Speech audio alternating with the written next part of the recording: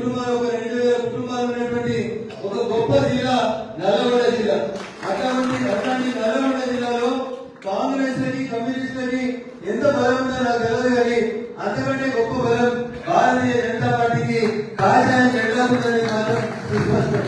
దురదృష్టం, ఎన్నికల రాజకీయాల్లో ఎందుకో ఈ జిల్లాలో నల్గొండ పార్లమెంట్ లో, భువనగిరి పార్లమెంట్ లో భారతీయ జనతా పార్టీ కొంత వెనుకబడడం అనేది నిజంగా బాధాకరమైనటువంటి విషయం.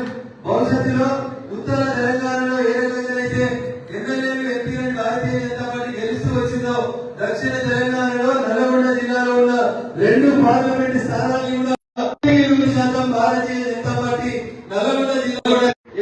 ఆ 9 సీట్లలో మీ నల్గొండ జిల్లాలో భువనగిరి కూడా గెలుస్తుందని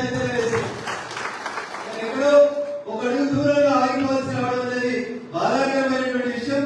కానీ ఈ సందర్భంగా అటల్జీ మాటల్ని ఆదర్శంగా తీసుకొని, అటల్జీ చెప్పినటువంటి మాటలతోనే రాజకీయ ప్రేరణ వ్యక్తి ముందుకు పోతున్నటువంటి వ్యక్తిగా ముఖ్యంగా ఓటమిని నేను అంగీకరించను, గెలిచేందుకు గెలిచేంతలాగా పోరాడతానని చెప్పి అటల్జీ చెప్పినటువంటి మాటని నేను భారతీయ జనతా పార్టీలో పరీక్షల నుంచి అట్లే ఆచరిస్తూ వస్తూ ఏ ఓటమి కూడా నేను భయపడలేదు.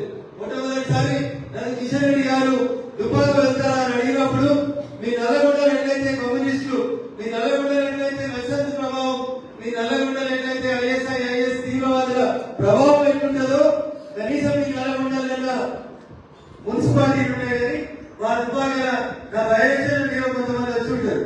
అన్నం దొరకని ఓటలు ఉండదు, ఏముండదు.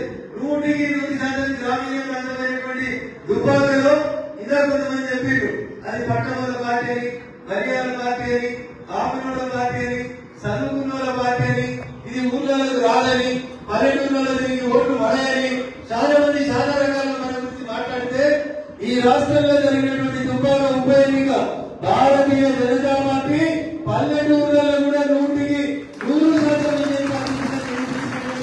ఉప ఎన్నిక మొత్తం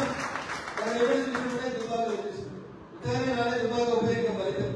ఇక అనేక మంది వచ్చి రఘునందన్ గెలిస్తే మేము గెలిచినట్టు, నల్లగొండకి రఘునందన్కి సంబంధం లేకపోయినా, నల్లగొండలో ఉన్న కార్యకర్తలతో ప్రత్యక్షంగా సంబంధాలు లేకపోయినా, అన్ని దేశాలలో ఎక్కువ సభ్యత్వం జరిగినటువంటి ఒక పొలిటికల్ పార్టీ ఏదైనా ఉందంటే ఎవరు?